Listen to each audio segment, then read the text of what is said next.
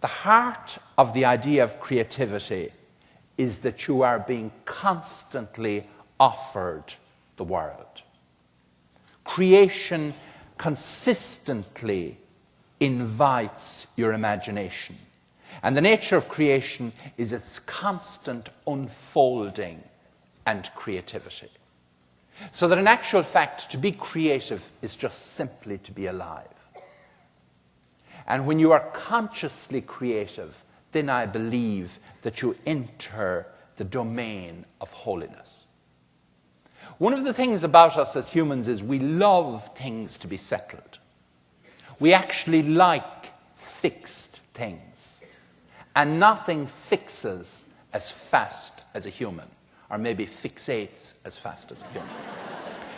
So that we constantly make the mistake of taking the seeming givenness of the world as an absolute fact. And we become obsessed with facts.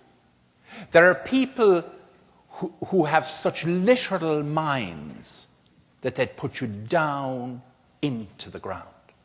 Jesus. It's unbelievable. There are some humans who turned up here, wherever they came out of, who are acolytes and zealots of measurement and pace and fact. And if mystery was to come and bite them furiously on the back of their knees, they wouldn't even feel it. And let's face it, facts are not all they're cracked up to be. They aren't actually. Because in actual fact, there's a thing about facts that they don't let on. And that is that the source of all facts is in possibility. So possibility is the mother of fact. So it's very interesting to think that out of one fact, you might have 10 possibilities there. And suddenly one of them rises and comes out, and that emerges as a fact. And that we take to be, I know this is an unfortunate gesture, but that just occurred to me. I'm sorry. But that's the one, it gets worse, whichever finger I choose. That's the one that we take to be the fact. And then we forget about the other 9 possibilities. But the interesting question is to ask yourself, what happened to the other 9 possibilities? Where do unrealized possibilities hang out? View it existentially rather than epistemologically. You are the human that you are here this morning because of certain key decisions you made at key points in your life. When you were maybe 3, you had 4 options, you took 1. When you were 10, maybe you had 17 options, you took number 12. When you were 18, you had 3 and you took number 2. When you were 25, you had 7 and you took 6. When you were 50, you had 3 and you took 1. So, the interesting thing is that you are then the result, in a certain sense, and determined by the choices that you made and the possibilities that you chose. But the interesting question to ask is, what happened to your unlived lives? And where do they dwell?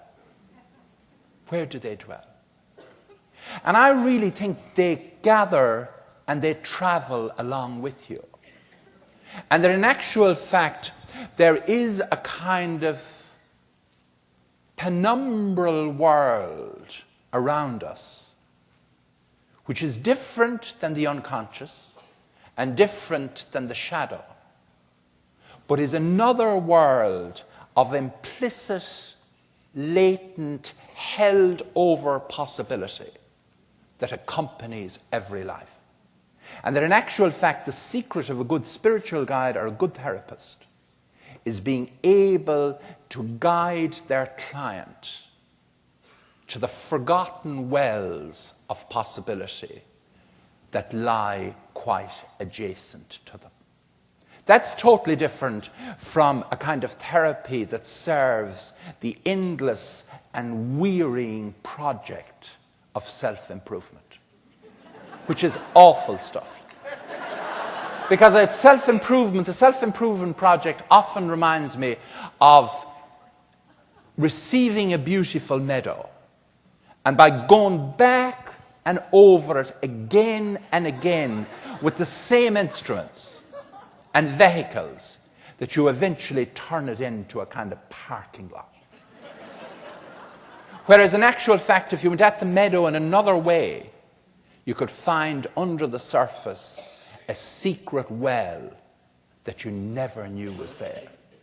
And actually, one of the delightful things in working with a person in terms of their inner life is helping them to find their own wells, so that in actual fact they can become priestesses and priests of their own thirst and hunger and its transfiguration into true creative kind of nourishment.